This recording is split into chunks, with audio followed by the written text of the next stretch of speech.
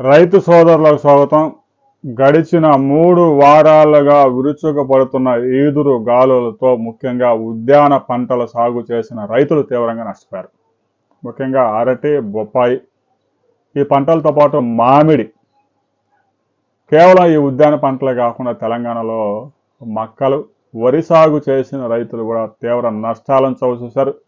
ఇక మిర్చి హార్వెస్ట్ చేసి కళ్ళాల్లో ఆరబోసిన రైతుల నష్టం అంతా ఇంత కాదు.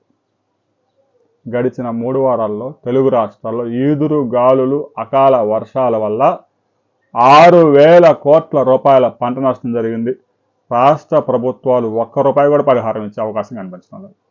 అయితే తాజాగా గడిచిన 24 గంటల్లో రాయలసీమ జిల్లాల్లో విరుచుకుపడ్డ ఈదురు గాలులతో అరటి తోటలు నేలకు వాలాయి. ఇప్పటికే మార్కెట్లో అరటి కాయ కొనాలంటే వినియోగదారులు కొనలేకపోతూ ఉన్నారు. మరొక వైపు రైతులు పంట చేతికి వచ్చే సమయంలో మరొక 4 రోజుల్లో హార్వెస్టింగ్ అవుద్ది పంట అనుకున్న సమయంలో పంటలు ఈదురు గాలులు కూలిపోతున్నాయి. ఎకరాకు 2 లక్షల నుంచి 3 లక్షల రూపాయలు ఖర్చు చేసి సాగు చేసిన అరటి తోట కళ్ళ ముందే కూలిపోతుంది. ఆ పంట పనికి రాదు. మరో 4 రోజులు ఆగితే కనుక ఆ గెల రాదు. ఇప్పుడు కట్ చేద్దామన్నా కూడా అన్ని పిందెలుగా ఉంటాయి.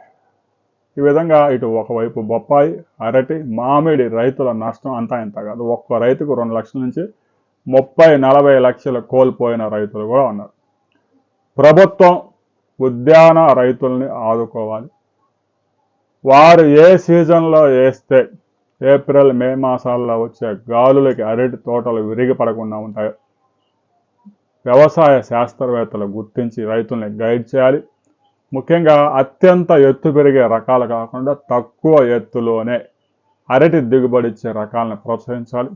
గతంలో చాలా ప్రాంతాల్లో అరటికి సపోర్ట్గా కొన్ని గుంజల బాతే వాళ్ళు ఇప్పుడు ఎవరు పాతటం లేదు. ఎందుకంటే ఎకరానికి ₹1,00,000 పైన ఖర్చు అవుతుంది. 2-3 సంవత్సరాల తర్వాత అవి పనికిరావు. అలాంటి విధానాలు ఇప్పుడు అమలు కావడం లేదు. అరటి సాగులో పొరుగు దేశాల్లో ముఖ్యంగా థాయిలాండ్ లాంటి దేశంలో ఎలాంటి విధానాలు అవలంబిస్తున్నారు అనే విషయం కూడా స్టడీ చేయాలి. ఎందుకంటే ప్రతి సంవత్సరం అరటి రైతు, మామిడి రైతు తీవ్రంగా నష్టపోతూ ఉన్నారు. ఒక్క గాలి వచ్చిందంటే తెల్లసరిగా పరిస్థితులను తారుమారు అయిపోతా ఉంది. 15 రోజుల్లో కోయాల్సిన పంట ఇప్పుడే ఈదురు గాలికి మొత్తం రాలిపోతుంది. పిందులు రకరకాల కాయలు ఉంటాయి. మార్కెట్కి తీసుకెళ్తే టన్ను 60,000 ఉండే కాయలు 20,000 కూడా అడగడం లేదు.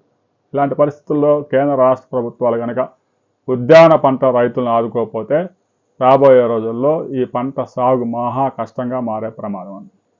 రాయలసీమ జిల్లాలో రైతులు గడిచిన 15 రోజులుగా మీ పంట పరిస్థితి ఎలా ఉంది అనే విషయాన్ని కామెంట్ చేయండి.